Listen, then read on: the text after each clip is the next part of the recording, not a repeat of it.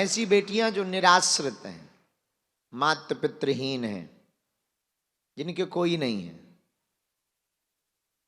एक बेटी की तो ऐसी कहानी है कि हृदय पसीज जाता है। माता पिता दोनों कोरोना में उसके मर गए।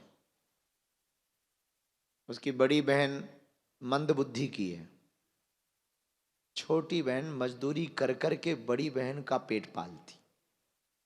और छोटी बहन ने खुद की शादी तय की, बड़ी बहन की शादी तय की, खुद फार्म लेकर धाम आई, रजिस्ट्रेशन स्वयं करवाया।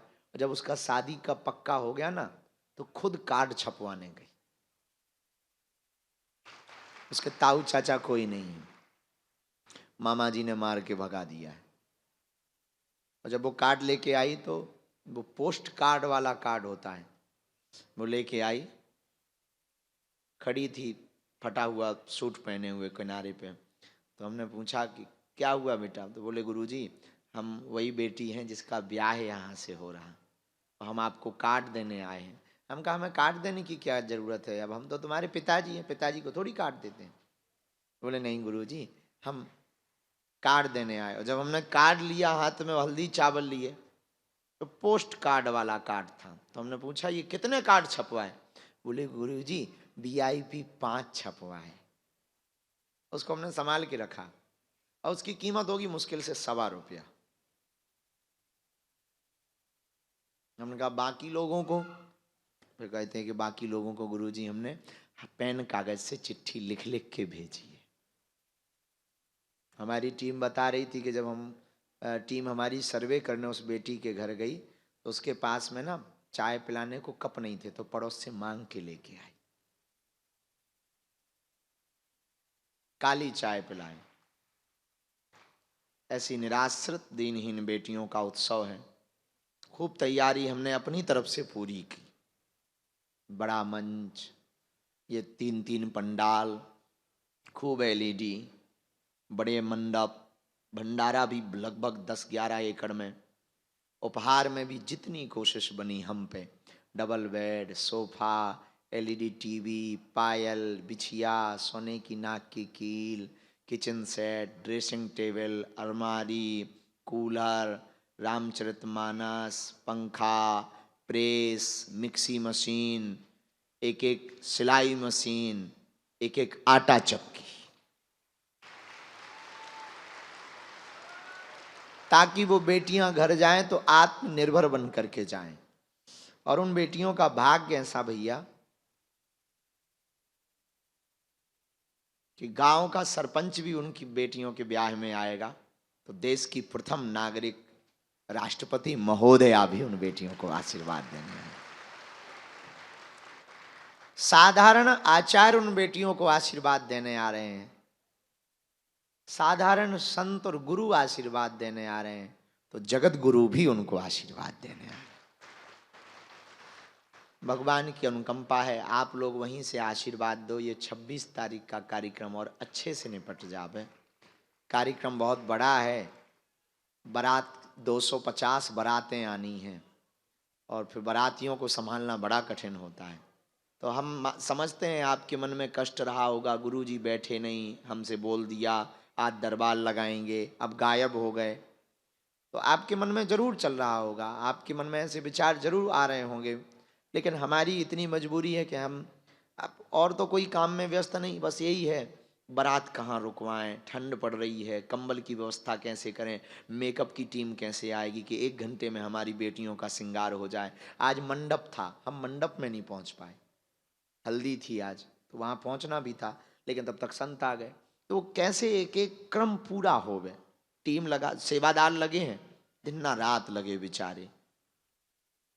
तो आप लोगों के मन में जरूर एक बार ये आया होगा, पर हमारी बहुत मजबूरी है, बहुत मजबूरी है, और कोई मजबूरी नहीं। हमें लगता है कि ये पर्ची, दरबार, इससे तो तुम्हारा भला होना है, पर ये भी बहुत जरूरी है, किसी की जिंदगी का सवाल है। वो बेटियां घर जाएं, बहुत गौरव के साथ जाएं, उनको ये ना लगे कि उनका कोई नहीं है।